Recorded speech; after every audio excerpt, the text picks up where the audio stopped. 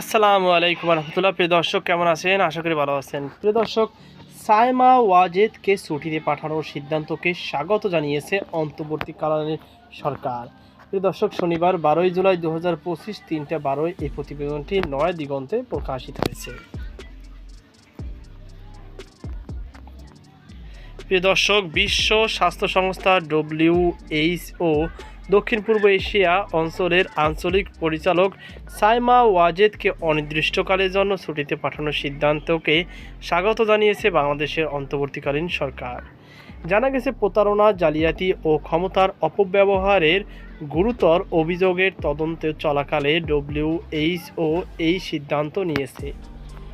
আজ শনিবার সামাজিক মাধ্যম ফেসবুকে দেওয়া এক পোস্টে প্রধান উপদেষ্টার প্রেস সচিব শফিকুল আলম বলেন, আমরা এটিকে জবাবদিহির পথে গুরুত্বপূর্ণ প্রথম পদক্ষেপ হিসেবে দেখছি। তিনি আরও বলেন, বাংলাদেশের জনগণ এবং আন্তর্জাতিক সমাজ স্বচ্ছতা, সততা ও ন্যায় বিচারের প্রতিফলন দেখতে পেরে সন্তুষ্ট। শফিকুল আলম লিখেন, তারা দৃঢ়ভাবে বিশ্বাস করেন এটির একটি স্থায়ী সমাধান প্রয়োজন, যার মাধ্যমে সাইমা ওয়াজেদকে তার পদ থেকে অপসারণ, সংশ্লিষ্ট সকল সুবিধা বাতিল এবং এ মর্যাদা সম্পন্ন পদে নৈতিকতা ও জাতিসংঘ ব্যবস্থার সামগ্রিক বিশ্বাসযোগ্যতা পুনঃপ্রতিষ্ঠা করা সম্ভব হবে। প্রেস সচিবের পোস্টটি দেখতে এখানে ক্লিক করুন, অর্থাৎ এই যদি এখানে লিঙ্কে আছে, একটি লিঙ্কে ক্লিক করলে সেখানে নিয়ে যাবে।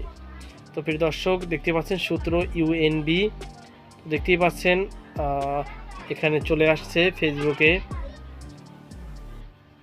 দেখতেই পাচ্ছেন Shafiqul Alam, I wrote my diary on November, my first friend let me in.